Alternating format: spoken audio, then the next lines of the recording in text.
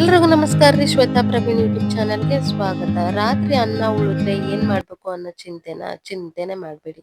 ರಾತ್ರಿ ಉಳಿದ ತಂಗಳ ಅನ್ನದಿಂದ ಮಾಡೋಣ ಒಂದು ತಂಗಳ ಅನ್ನದಲ್ಲಿ ರೆಸಿಪಿ.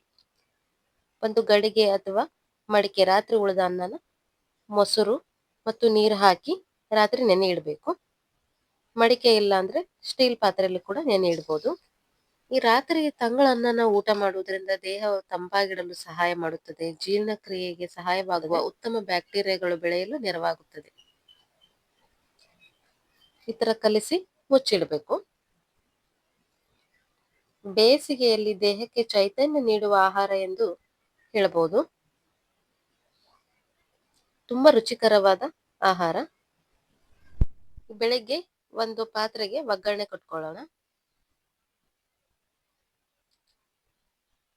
ಎಣ್ಣೆ ಹಾಕಿ ಎಣ್ಣೆ ಕಾದ್ಮೇಲೆ ಶೇಂಗಾ ಕಾಳು, ಕಡ್ಲಿಬೇಳೆ, ಸಾಸಿವೆ, ಜೀರಿಗೆ,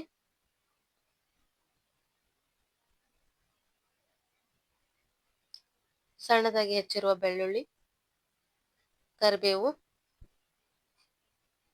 ಉಳ್ಳಾಗಡ್ಡಿ ಇಷ್ಟನ್ನು ಹಾಕು ಫ್ರೈ ಮಾಡ್ಕೋಬೇಕು. ಕೆಲವು ಬಿ ವಿಟಮಿನ್ಗಳ ಪ್ರಮಾಣ ಹೆಚ್ಚಾಗುವ ಸಾಧ್ಯತೆ ಕೂಡ ಇರುತ್ತದೆ. ಕೊನೆಯದಾಗಿ ಕೊತ್ತಂಬರಿ ಸೊಪ್ಪು.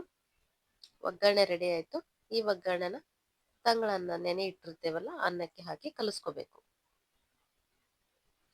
ಇಡ್ಲಿ, ದೋಸೆ ಯಾವ ತರ ಫರ್ಮೆಂಟೇಶನ್ ಆಗುತ್ತೋ ಅದೇ ರೀತಿ ಕೂಡ ಇದು ತಂಗಳನ್ನ ಫರ್ಮೆಂಟೇಶನ್ ಆಗುತ್ತೆ. ಆರೋಗ್ಯಕ್ಕೆ ಕೂಡ ತುಂಬಾ ಒಳ್ಳೆಯದು. ಹೊಟ್ಟೆ ತುಂಬಿದ ಅನುಭವ ಕೂಡ ಹೆಚ್ಚಾಗುತ್ತದೆ.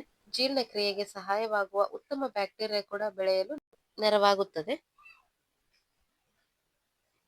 ಈಸಿಯಾಗಿ 10 ನಿಮಿಷದಲ್ಲಿ ರೆಡಿಯಾಗುವ ತಂಗಳನ್ನ ರೆಸಿಪಿ.